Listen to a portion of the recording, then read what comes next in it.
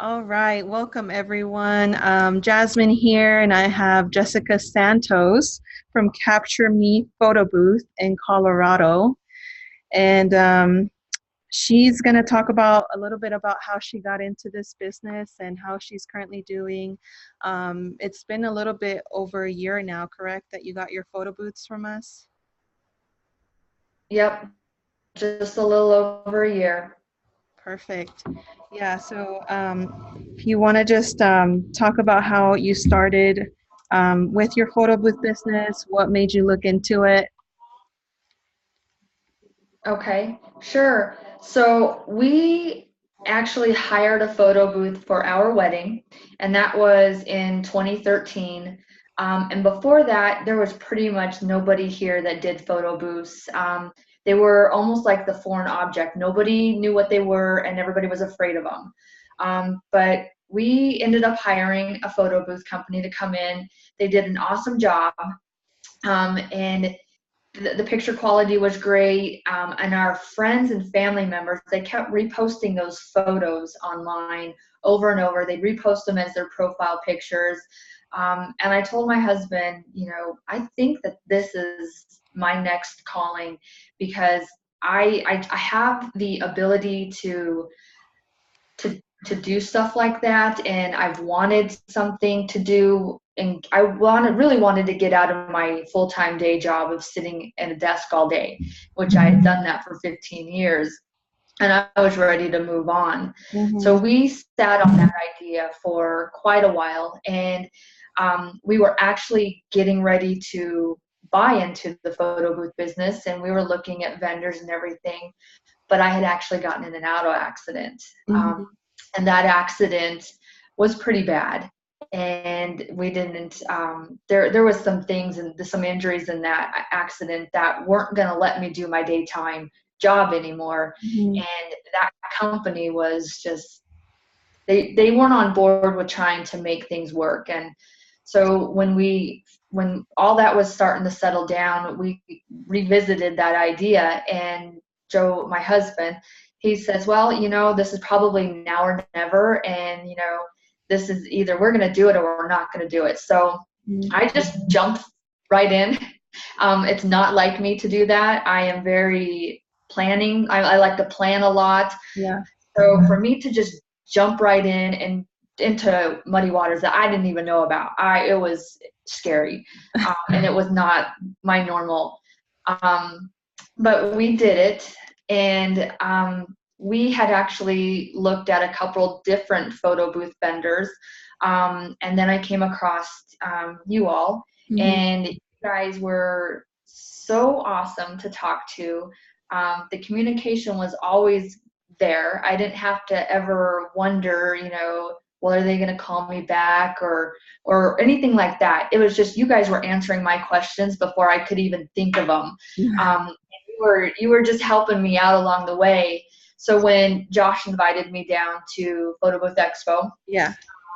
we just jumped right in and said let's go, and made a little vacation out of it, and um, checked everything out down there, and I just really got a good vibe from all you guys, and everybody there was so fun, really easy to talk to, and just like easygoing. Mm-hmm. It wasn't just business, so it Yeah. was, it was like a family, and I didn't realize that at the beginning. It was, a big family business. So I felt really good. And then I got back to Colorado, and I emailed Josh and said, I'm on board. Let's go with it. I want to Do do it. this. So, and I did. I just jumped right in, and kind of hit the ground running. And I wish I would have taken a little bit more time to sit back and kind of think about things. But my personal opinion is I didn't have any time to waste, Mm-hmm. because I didn't know where my daytime job was going, Yeah. and we knew I wasn't going to be able to do that much longer.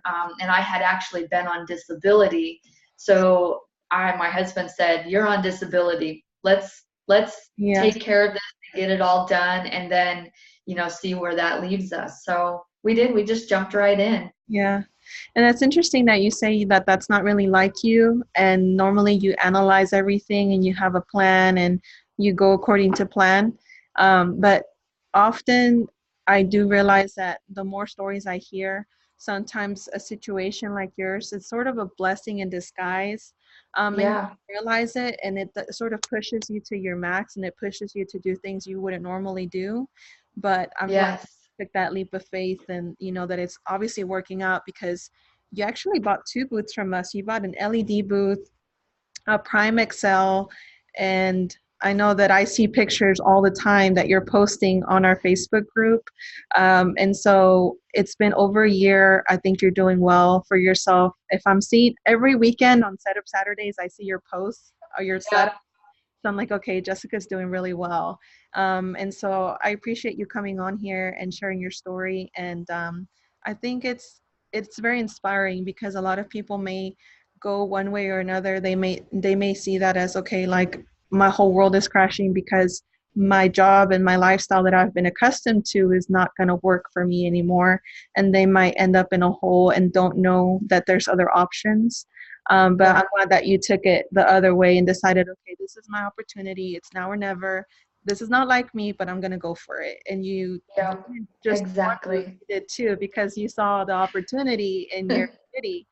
Um, so I think that's awesome. And what city exactly are you in Colorado? So I'm in Fort Collins, Colorado, and it's more northern Colorado. We're about an hour from Wyoming. So we have Colorado State University here. Out in Greeley, we have UNC, and then in Boulder, we have CU. So we're surrounded by college towns. So you would think there's a lot of money out here, but there's really not. Okay.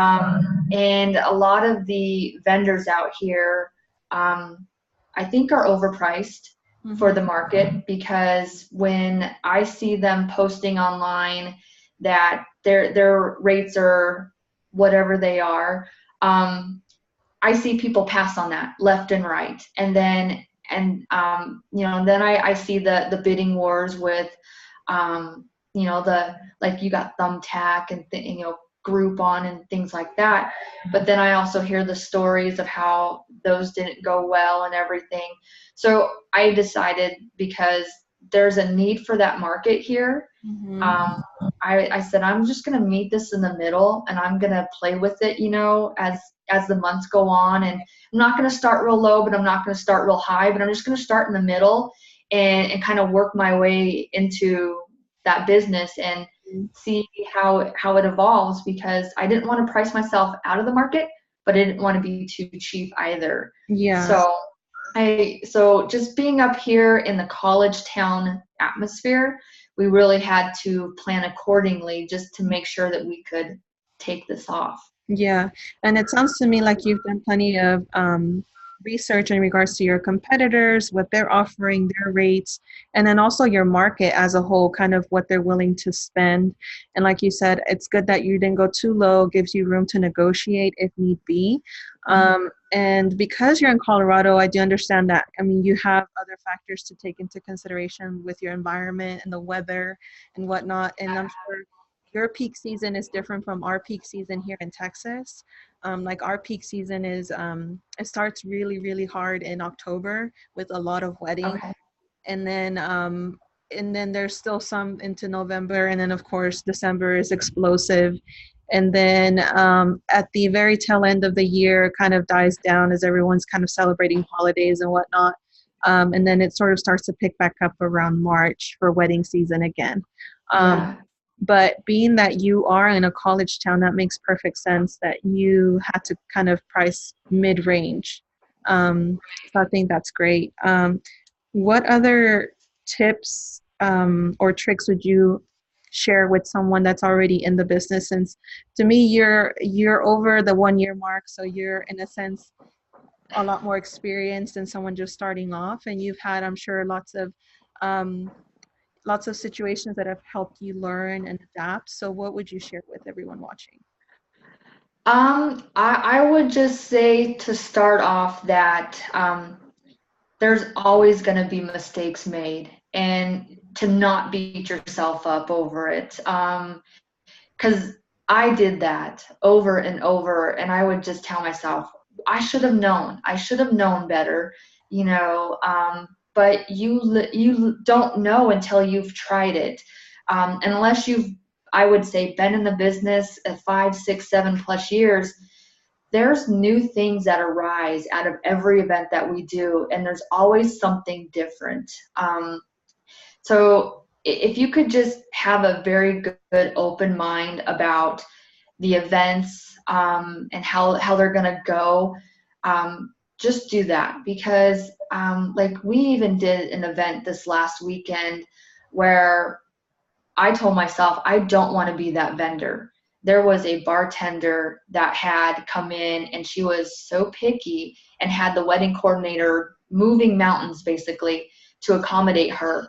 And I just kept to myself in the corner setting up my machine thinking I'm not that vendor. I don't want to be that vendor. Yeah. But there's always going to be something that happens or that goes wrong.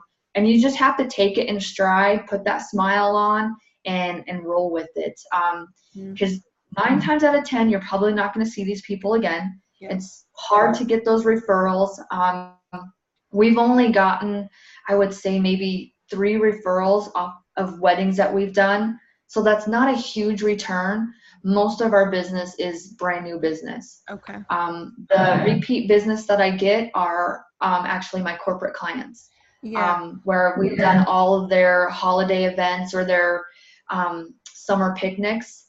So I always give them a great deal, and I usually partner up with them and tell them, hey, we have you covered for summer, spring, fall, whatever you need. It'll be this guaranteed price. Just keep me involved, and that works really well. So I think having that kind of mindset, with wedding versus corporate clients, you just kind of have to keep everything separate, because no two clients are alike. And for us, since we do a lot of just new business, you're always having to put that best foot forward, and you're always having to go above and beyond, because you're out to impress every day, and you have to do it over and over. So it does get tiring, but you just have to keep going at it because it will pay off. Yeah, definitely. I'm glad that you talked a little bit about how you structure packages for your corporate clients, because like you said, they're almost a guarantee that they're going to contact you for the rest of their events throughout the year. Yeah. And maybe you haven't gotten as many referrals through the other events that you've done, like weddings, because of course ideally you just want to get married once. Right. And so you've only been in business for 1 year, so maybe as time continues, maybe that married couple will then have a baby, and then it'll be time for a baby shower, and they'll reach back out to you. So maybe you're just not at that point yet, but I do feel like your setups are beautiful. Every picture I see on Facebook group, it looks so put together. You have your nice backdrop. Your presentation of props is perfect. And while we're on the subject of that, tell me, what do you do to prepare for your gigs? Oh my gosh, there's a lot involved in that.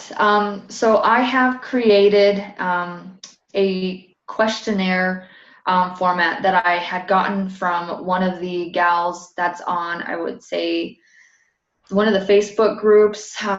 She does go to the expos, but she created this questionnaire sheet, and then I bought it from her and took it home and revamped it and everything. So I use that to set up all my events. It's just a big questionnaire that has venue information, the day of coordinator, things like that. And then I have a check list that goes with that. So I send the questionnaire out to the whoever's booking, and I have them fill it, complete it, and they get to personalize everything for the wedding or whatever event that they're doing. Then I take all that information and then I plug it into the other questionnaire that I have that has all the event information that I take with me to the event. And it just helps me keep track of if they have a scrapbook, and then if they're going to have the fancy little colored pages that come with it, anything related to the photo strip design, it's on both of those forms, so I could always reference everything. So it's a lot of, I'd say, bookkeeping along the way, and then bringing all those forms with me. I'm old school. I like paper, and it's easy for me to pull that right out and be like, that's what we needed, and I'm right on cue with it. So, and it's just easier because if the cell phones go down or whatever, and I don't have Wi-Fi, it to me, I would rather have it ready to go and then be like, hold on, wait, I'm trying to find it all. So I just keep those two forms with me, and then I can always double back around and check and make sure my events are running right. And then because they're in paper form, I can always jot down little notes. Didn't bring enough stools, things like that.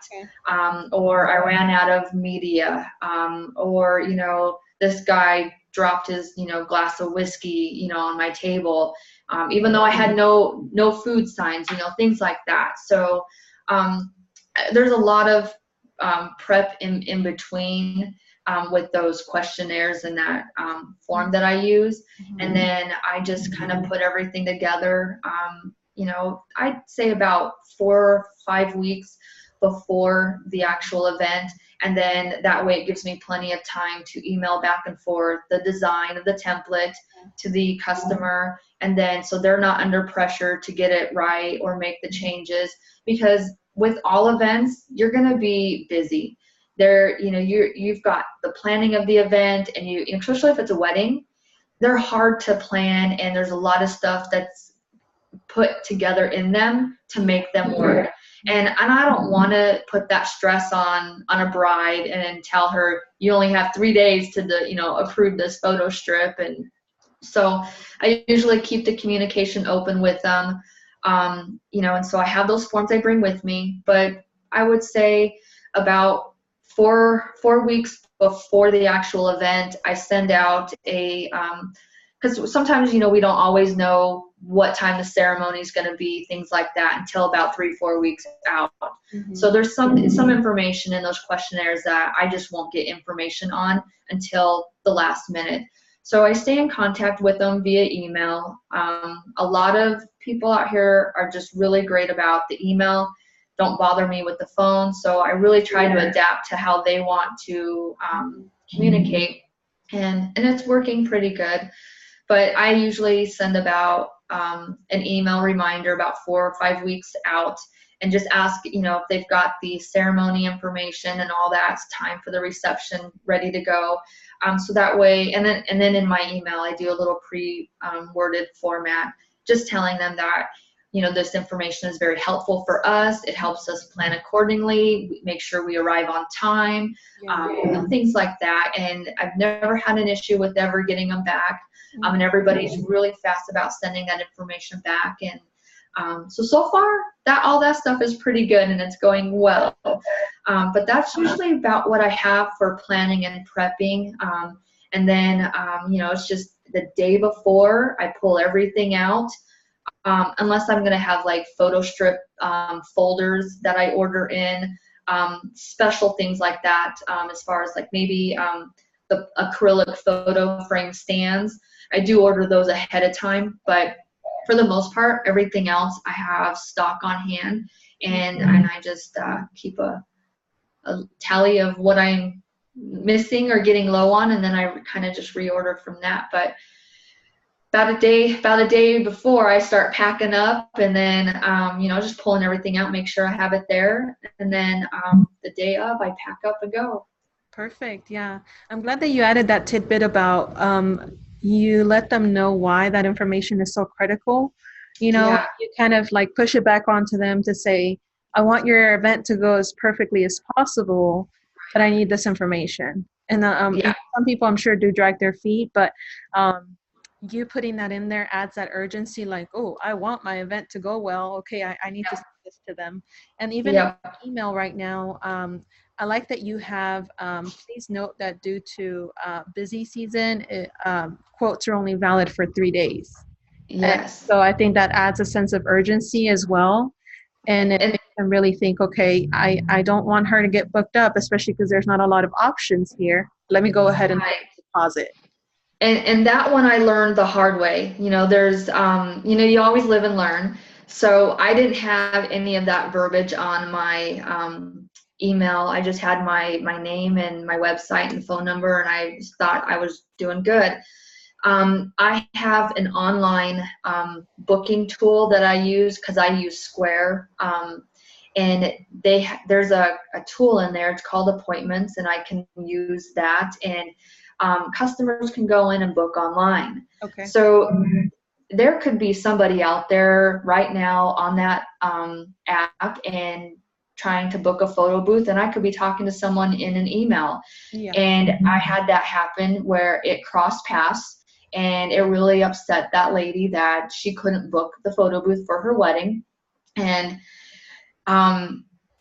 she just, it took her a while to understand that, you can't just sit here and talk about it for 5, 6 days and expect it to be open, because there's other people out there. And so I had to come up with an idea to kind of gently tell people that these can be booked super fast, and it's, we don't hold dates. And so we've done a lot of verbiage with that too, and we've incorporated that to the website. We did it to the email. We've done it to our contracts. Yeah. Just to cover all of our bases, because that one incident really upset somebody, and I was like, how do I not do this again? Exactly. So, I mean, you just live and learn. There's always going to be mistakes. So. Oh, yes, yes, definitely. I can attest to that. I mean, a lot of the systems and procedures that we came up with, even now with PBI, it's like you run into a situation you hadn't run into before, and you're like, okay, how can I avoid this in the future? How can I make my life easier? How can I prepare better? So I think that's awesome. And then you just shared something on the Facebook group, maybe this past weekend or Monday. It feels like very recent, but you brought up the topic of tip jars. So, and a lot of people, were commenting there saying, oh yeah, like I've thought about this, but I didn't know if I should do it. Or some people also kind of talked about how they do it and they think it's great and they haven't had any complaints. So, what made you do that? What made you kind of just decide, okay, let me just try it? Well, so for me, I didn't like the idea of a tip jar, and I was very much so against it. And my husband kept telling me, we're reasonably priced, and we're not underfunded, like underpriced, but we're not super expensive either. Mm-hmm. So we were watching, with our market and everything and how we were doing things. And, we were getting couples coming up, where's your tip jar? Oh, you guys were awesome. And they'd hand us a couple dollars, and it would be sporadic. It wasn't all the time, and of course we don't expect tips to be a given. So I was thinking to myself, we really don't need a tip jar, because I still was thinking it was tacky. And that's just maybe me being more modest and not wanting to, I guess, be desperate, like I need tips or anything like that. I guess that's how I was feeling about tips in general. And then the longer we've done this, my husband kept saying, we really need a tip jar, because people just hand him a couple dollars here and there, and he stuffs it in his pocket and goes in the washer later. You just don't ever remember they're there. And so this one of the last events we did, he goes, just trust me and put a tip jar out. And he goes, we'll do it at the weddings, and because they're always tipping anyways, and you always get the bigger out-of-state family members. Just a bigger crowd, and they're always happy, and they're tipping the bartender, and then they do always tip the photographers, most of the things like that, and the DJs at the very end. And so I just said, okay, well, we'll try it out. Yeah. Because I was still very much so against it, and I didn't have that much of an open mind about it. And I've read all the other forums out there, and it was always 50-50. That's the tackiest thing you could ever do, just price accordingly, things like that. And and then I thought about it, okay, well, every market's different, every state, every city is going to be different, every type of group of people that you get together are always going to be different. So it's not just black and white like I thought it was. Yeah. So I went ahead and put that tip jar out, and I was very, I guess, not secretive about it, but I just kind of lightly put something on the end of the table with a very small little sign. And that little sign, I think it just said, we hope you enjoy your photos as much as we enjoyed taking them. Tips are always appreciated. And that was it. Just something very short and sweet. Yeah. And the first one I tipped at or put the jar at, we'd gotten a couple dollars in there, and I was like, that's okay. It's no big deal, and nobody made a fuss about it. So I was like, okay. And then the next one we did, got a couple more dollars, and it was all right. But it was only until this last event that we had done, which made me post that little thing that I did. It was the father of the bride. He came up and he ended up handing us a $100 bill. And he said, had the photo booth not been there, he wouldn't have gotten the photos that he was hoping to have gotten with his daughter. Oh. And that we literally made his night, just by being as fun as we were and happy as we were, and then mingling with the crowd. And he goes, you guys came in, you ate dinner with us, you shared a drink with us. He goes, you guys literally became part of our wedding, and we will forever remember that. Oh. So it really took me by surprise. And that $100, I mean, my husband just put it away, and I wasn't even paying attention to the tip jar. My husband put that $100 bill in his pocket, and I just said, hang on to it.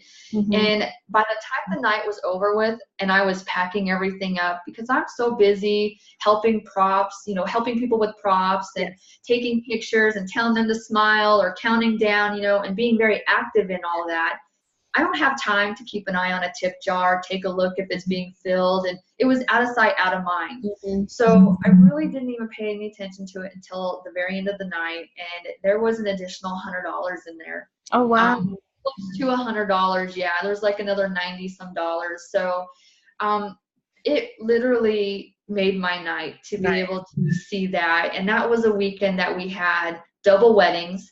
And then we had another birthday party, and so we were just going crazy. Yeah. And it was a very busy weekend for us. But when that father of the bride said what he had said to us, it made me realize that every situation is going to be different. And just because some other person in another state says tip jars are tacky or they don't belong in, photo booths, or to price yourself accordingly, you really have to step back and take a look at your business and the demographic that you're serving. Yeah. And we have just kind of found that because we're generally priced decently, that they're more willing to give a little, and they're more happy to do it because they weren't gouged from the beginning.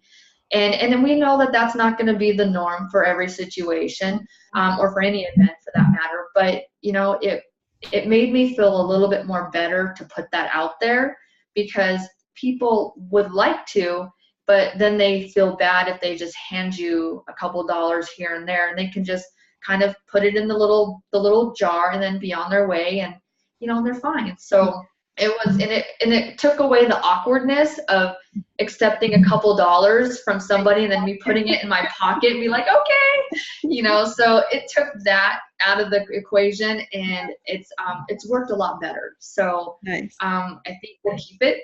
Yeah. But Well, the worst that can happen is something the worst that can happen is someone doesn't agree with it at the party, and then they ask you to, kindly remove it, and you just remove it, exactly. Like, It can all be removed. So it's not a big deal. right. That's Yeah. awesome. Thank you for sharing that. Yeah, it's always nice when you get a compliment like that, straight after the event or during the event, and especially someone that's a part of of an important part of the wedding, like the father of the bride. Yeah. Because that he's going to go off and tell everyone, oh, I just, and then the photo is going to be kept forever, and they're going to want to share it everywhere, post it everywhere. Do you post, or when you make your template, do you add your company website and phone number or something on there so that people can find you? I do. Okay, Yep. So I just do the website. I was doing like a little snippet of the logo, great. Mm-hmm. but it was hard to incorporate that logo onto the photo strip and not make it look out of proportion or like it was just standing out. Mm-hmm. So I can kind of scale back and the website is on there, Okay. but I don't blow it up. It's big enough for somebody to read it if they ever needed to go back and see who did that photo strip. So I don't obliterate the photo strip with that. I just kind of keep it very small, but still Yeah. readable. Yeah. Um, so that way they still have nice pictures because we put those in a lot of scrapbooks. And I Yeah. don't want, capture me photo booth being right up there, in front of their photos that they don't even get to see their photos anymore. Yeah. So Definitely. we just kind of do it that Definitely. way. Have you had anyone say like, "Oh, that I don't like that. Can you remove it?" Your logo, your website. I haven't had anybody ask that yet. Okay. So far everybody's been fine with it. And I try to maneuver it, how it fits on the strip, depending if I'm going to do a 4x6 or a 2x6, especially if you've got 4 photos on the 2x6, it's kind of hard to put your website on there, Yeah. plus whatever graphics or designs they want on there. So you end up getting really creative with some stuff, but for the most part, everybody's been okay with it. They've never said anything, and the only time someone ever really said anything was when they told me I put my website on there wrong, and Oh, I went, "Are you sure?" I was able to go in, and that was still in my learning stages. I was able to go back in the dark room and switch it out and yeah. fix the lettering and stuff. But there was a couple strips that went out with the wrong website. But it's you live and learn. Yeah, no, definitely. One of my biggest lessons was just how you said our process is very similar to the way that you prepare for your gigs. But we did everything through Google Calendar, and we would also print it out. So Okay. we had two avenues or two ways of reading everything.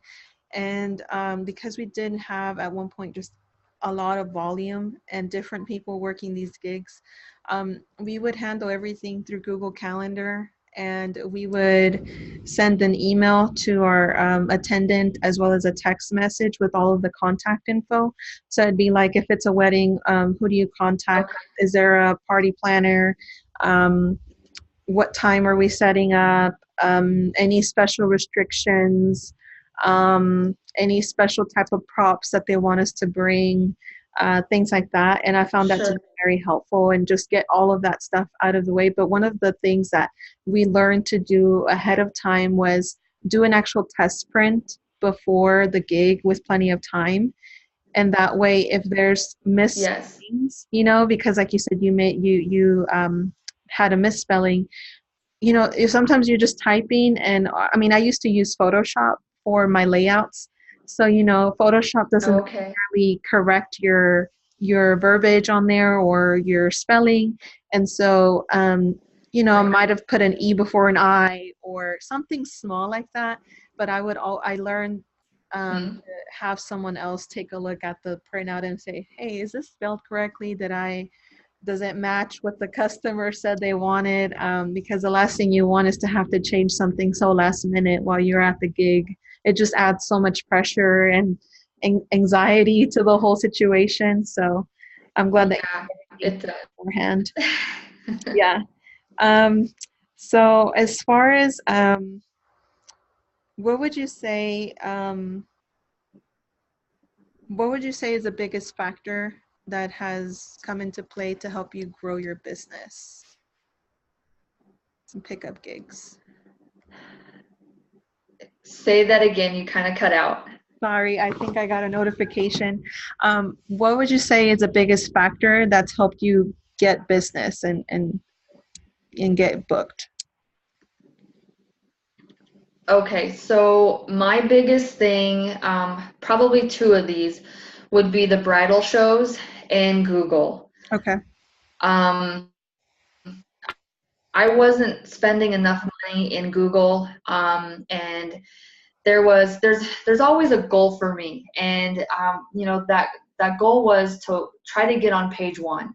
but these bigger vendors were knocking me down left and right, and I was on page 2, page 3. So I had to really learn about the whole social media posting thing in order to get my Google right. So that once I learned how to do that in the social media aspect of that, I was able to appropriately place my money in Google and had it actually work. I see. So when I got Google up and running for ads, that was bonus, because on that little questionnaire that I send out to everybody, I put a little question in there: how did you hear about us? And 9 out of 10 times they'd come back and say Google. So I learned that over time that Google is where a lot of people are going, and I had to figure out how to get that right. The other thing was bridal shows. I have most of my business from bridal shows, and the other portion is from Google. Of course, we have some repeat corporate clients, but again, they found me on Google. Nice. So I think it goes back to the bridal shows and to Google being my two main avenues for income. Definitely. And when I do those bridal shows, we just put our best foot forward. And I became a preferred vendor at one of our local venues here. And we've even just swapped. His father is turning 70. So we swapped a photo booth for the end of May for another year of preferred vendor membership. Nice. So so we just keep evolving and keep networking and things like that.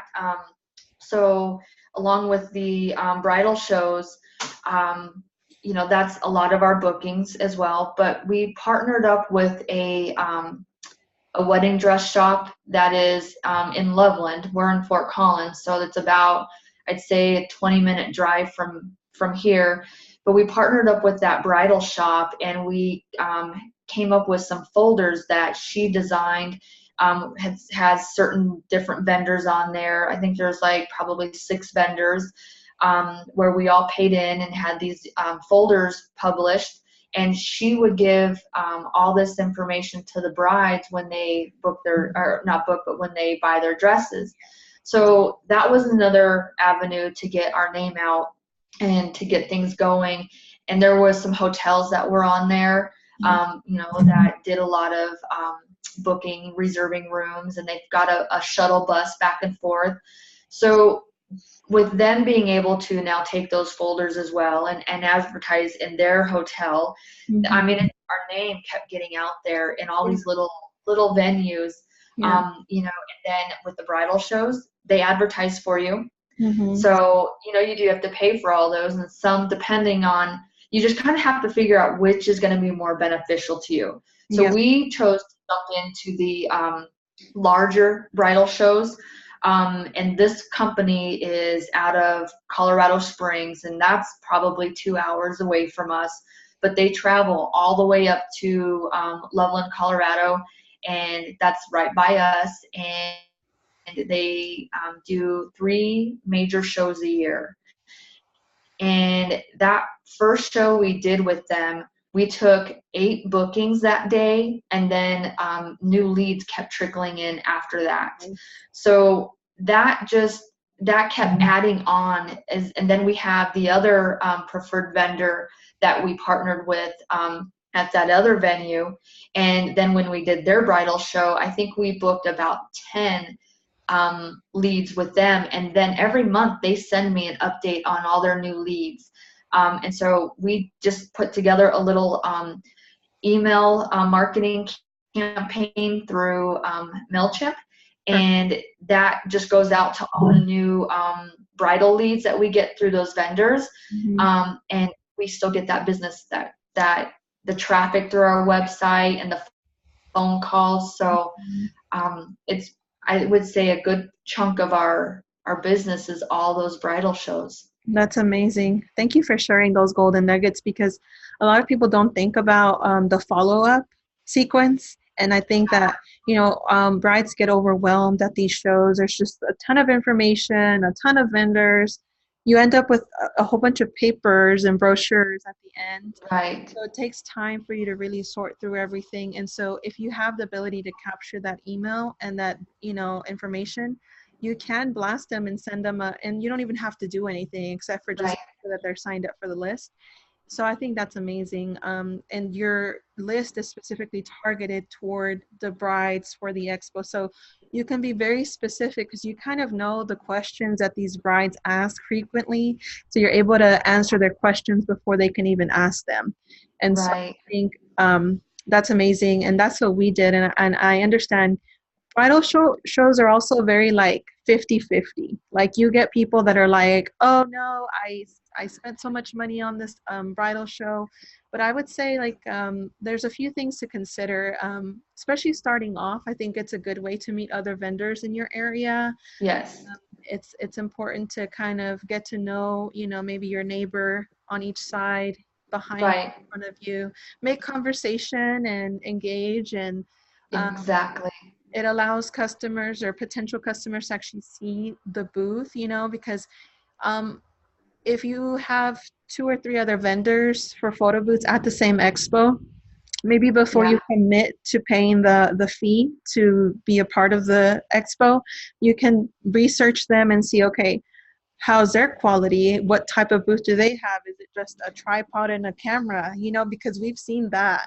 And so Yes. you know that you add more value, then it makes sense. Okay, let me go ahead and try this. And it doesn't hurt to try. And maybe, Right. like you said, maybe that one didn't work. Maybe try another company, because the people that lead these bridal shows, there is a difference between them. Like you said, some of them do Mhm. really great job at marketing the actual event and getting the word out there and promoting the event, while maybe another group of people is not so good at that, and then there's not a lot of people that end up coming, and you may lose. Yeah.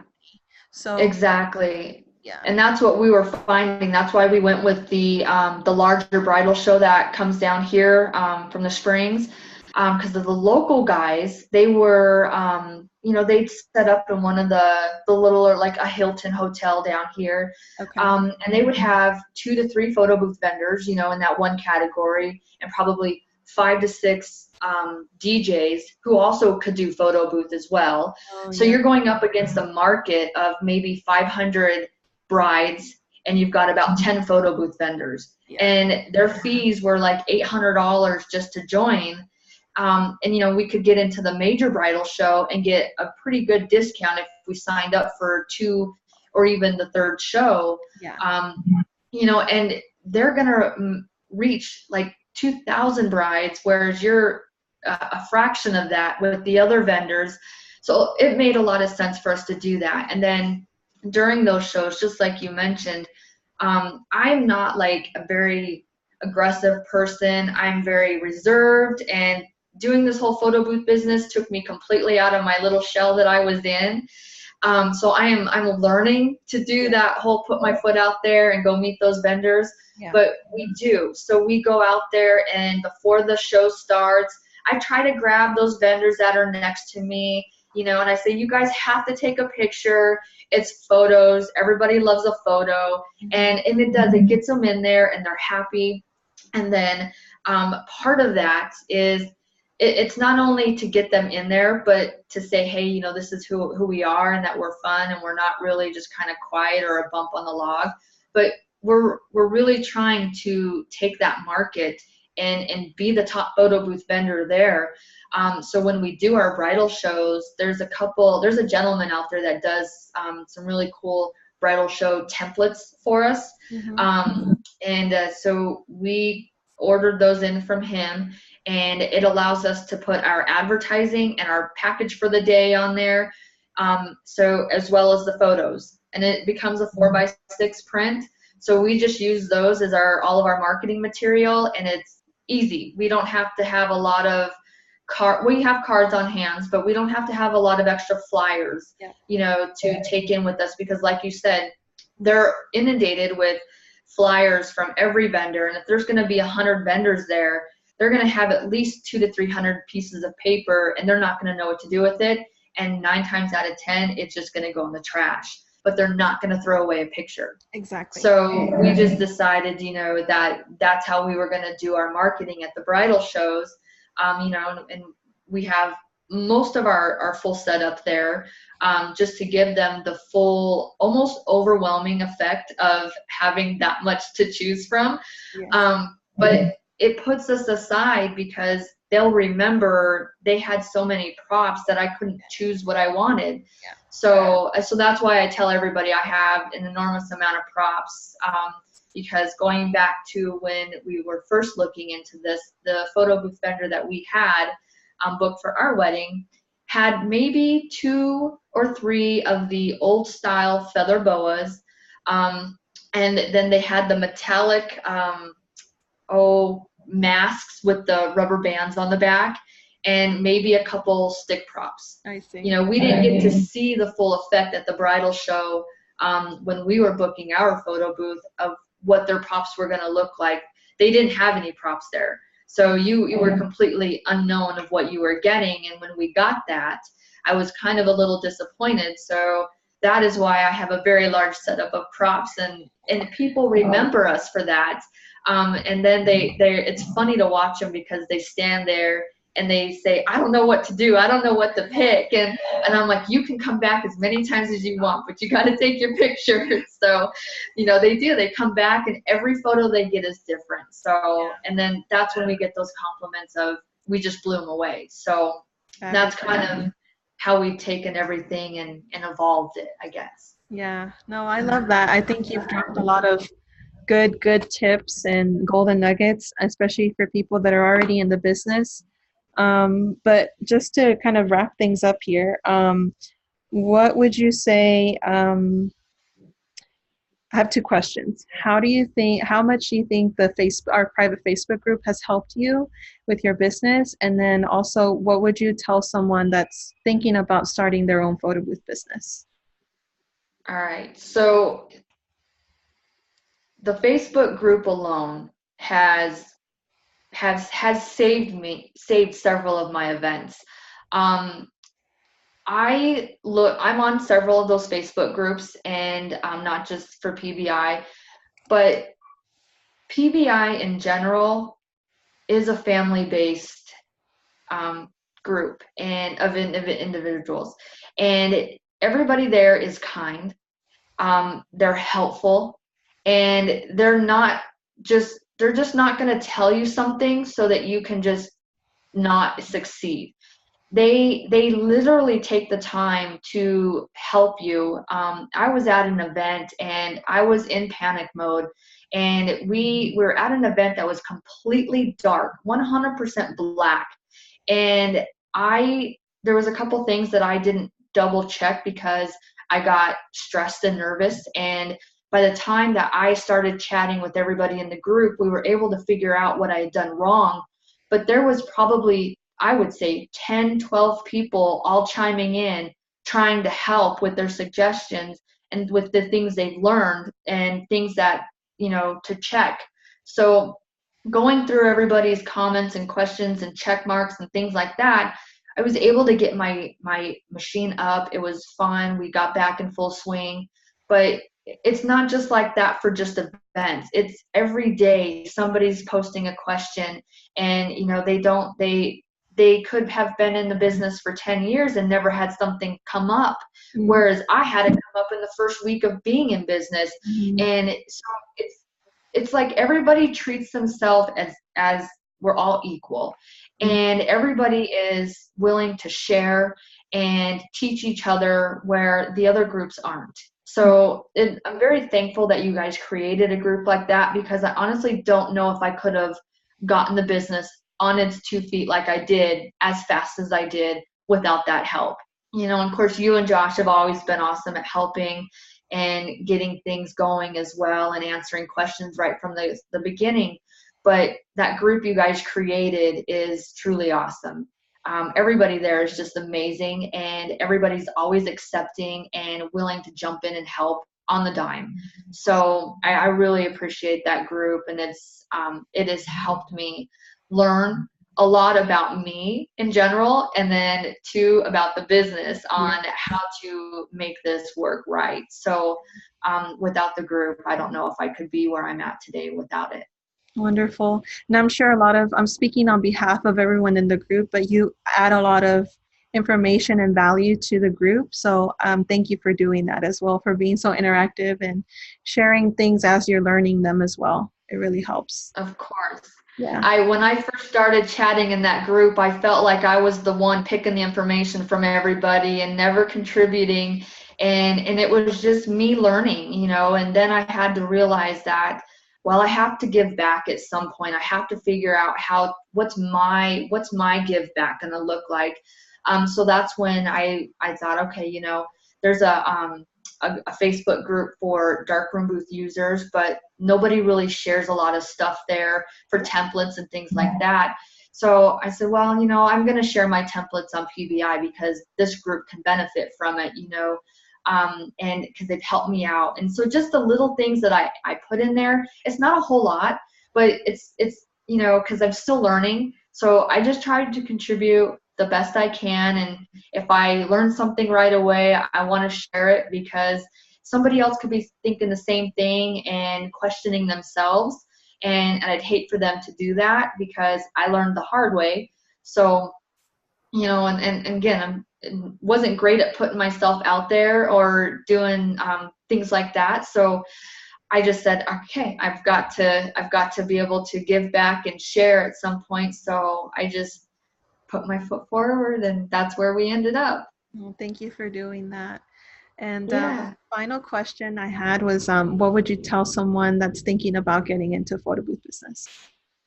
So if you're gonna jump into photo booths, I would say now is the best time. That is literally evolving every day, and it is like for my market at least. My market here is just barely getting to the idea of now a photo booth has to be at every party, whereas you couldn't really get somebody to rent a photo booth. But now everybody is realizing that you need a photo booth at every party. Mm-hmm. So like our new slogan is every party needs a photo booth. Mm-hmm. So that's kind of what we're changing our marketing to, because we used to just word out, weddings and barbecues and things like that. Mm-hmm. But I think the market has finally turned where it's now becoming a must-have. So if you're going to jump in, you should do it now. Yeah. But you would definitely need to decide on, there's a couple things. So for me, I couldn't lift my machines when I got them, and I had to call Josh and tell him that I'm like 5'2" and I can't lift this 150-pound machine. So we've got to figure something out. And if I'd not jumped in like I did, I might have had time to figure out, can it fit in my car? Am I going to have to get a new car? Am I going to be able to lift this? Things like that. So I would suggest definitely check out your machines, see them in person if you can, ask 100 million questions because it's just going to benefit you the most. Make sure that you're going to be able to store your equipment, lift your equipment. You have ways to transport your equipment. And as far as using the equipment, I would say before you actually purchase your equipment, figure out what it's going to be set up with.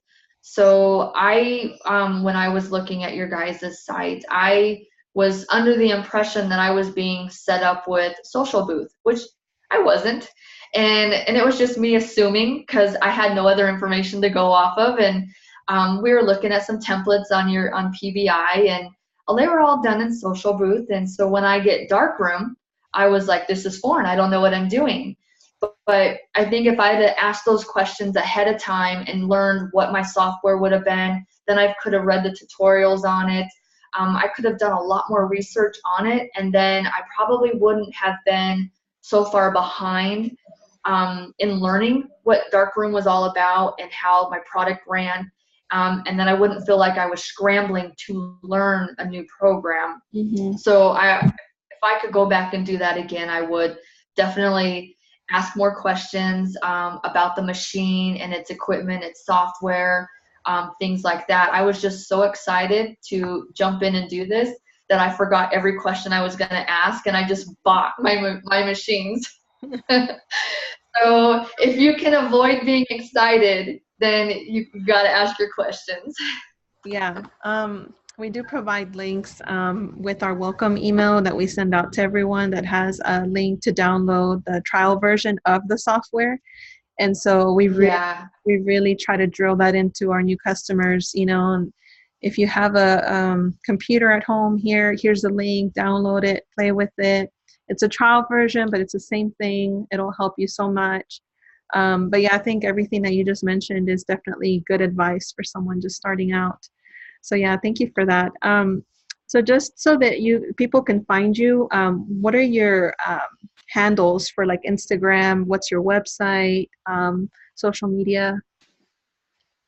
Um, I'm not great on Instagram. I do have an Instagram account, but I think it's capture me underscore CO photo booth.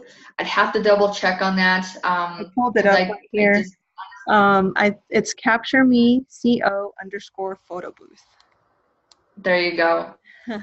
And then your website is listed here at capturemecophotoBooth.com. Is that correct? Correct. Awesome. Yep. Well, yeah, guys, you Yeah. heard it here. That's where you can reach or check out her page and check out her Instagram. Give her a follow and a like. And thank you again, Jessica, for doing this. I think we ran a little bit over. Just the value that you brought to the interview, I think, was really good. So we just kind of kept going. And hopefully, people will find this video useful. And for anyone that's interested in buying a photo booth, give us a call at 972-301-2930 or visit our website, photoboothint.com. Thanks. Thank you.